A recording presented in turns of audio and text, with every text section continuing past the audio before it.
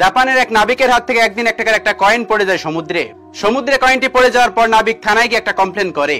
থানায় গিয়ে বলেন, আমার 1 টাকার একটা কয়েন সমুদ্রের মাঝখানে হারিয়ে গেছে, আপনারা সেই টাকাটা আমাকে উদ্ধার করে দিন। এই শুনে পুলিশ হাসাহাসি করতে শুরু করে দেয় আর বলে, আপনি 1 টাকার জন্য কমপ্লেন করতে আসছেন, আবার সেই 1 টাকা আপনাকে উদ্ধারও করে দিতে হবে? এই কথাটা সেদিন পুরো শহর জেনে যায় যে 1 টাকা একটা কয়েনের জন্য একটা লোক থানায় কমপ্লেন করতে এসেছিল। একটা সময় পর সেই কথাটা সেই দেশের প্রধানমন্ত্রীও জেনে যায়। প্রধানমন্ত্রী জানার পরে বলে, যত টাকায় লাগুক যেভাবেই হোক ওই 1 টাকা উদ্ধার করো।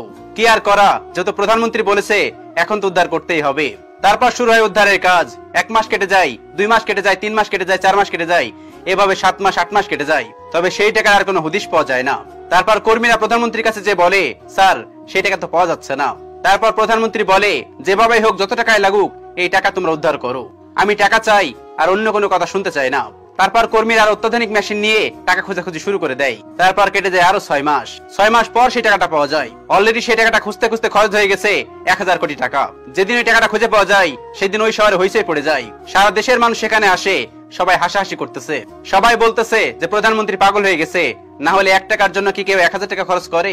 সেদিন প্রধানমন্ত্রী সেখানে আসে, সারা দেশের সাংবাদিকও সেখানে হাজির হয়। তখন সাংবাদিকরা প্রধানমন্ত্রীকে জিজ্ঞেস করে, স্যার আপনি 1 টাকার জন্য 1000 কোটি টাকা খরচ করলেন, এর কি কোনো ব্যাখ্যা আপনার কাছে আছে? এই প্রশ্নটা শুধু আমার নয়, এই প্রশ্নটা সারা দেশের মানুষের, সবাই এই প্রশ্নটা করছে আপনাকে। তখন প্রধানমন্ত্রী বলে, হ্যাঁ অবশ্যই আমার কাছে ব্যাখ্যা আছে। তখন সাংবাদিক বলেন, কি বলেন তো স্যার? তখন প্রধানমন্ত্রী বলে, দেখো আমি যদি 1 টাকা উদ্ধার না করতে পারতাম তাহলে ওই লোকটি কখনোই উদ্ধার করতে পারতো না। আর যদি 1 টাকা উদ্ধার না হতো তাহলে ওই 1 টাকা আমার দেশ থেকে হারিয়ে যেত। ওই 1 টাকা কখনোই আর কাজেই আসতো না। আর আমি যে 1000 কোটি টাকা খরচ করেছি ওই টাকাটা আমার দেশেই আছে। সেটা আমার দেশের কর্মীরা নিয়েছে, আমার দেশের ইঞ্জিনিয়াররা নিয়েছে, আমার দেশের ওয়ার্কাররা নিয়েছে, আমার দেশের বাইরে যায়নি। এখান থেকে সে বোঝাতে চেয়েছে দেশের 1 টাকার কত মূল্য, দেশের 1 টাকাও নষ্ট করা যাবে না। একজন লোক দুপুরে লাঞ্চ করার জন্য একটা হোটেলে গেলেন। সেখানে গিয়ে দেখতে পারলেন একটা হোটেলের 3টা দরজা। প্রথম দরজায় লেখা আছে বাংলা খাবার, দ্বিতীয় দরজায় লেখা আছে ইন্ডিয়ান খাবার, আর তৃতীয় দরজায় লেখা আছে চাইনিজ খাবার। লোকটা এবার সিদ্ধান্ত নিল যে আজকে চাইনিজ খাবারটাই খাই। তারপর তিনি ঢুকে পড়লেন চাইনিজ দরজায়। সেখানে গিয়ে দেখতে পারলো আরো 2টি দরজা। একটাতে লেখা আছে বসে খাবেন, আর একটাতে লেখা আছে বাসায় নিয়ে খাবেন।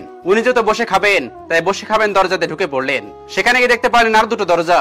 একটাতে লেখা আছে এসি রুম, আর একটাতে লেখা আছে নন এসি রুম। তারপর তিনি চিন্তা করলেন একটু আরামায় সেই খাওয়া যাক, তাই তিনি এসি রুমে প্রবেশ করলেন।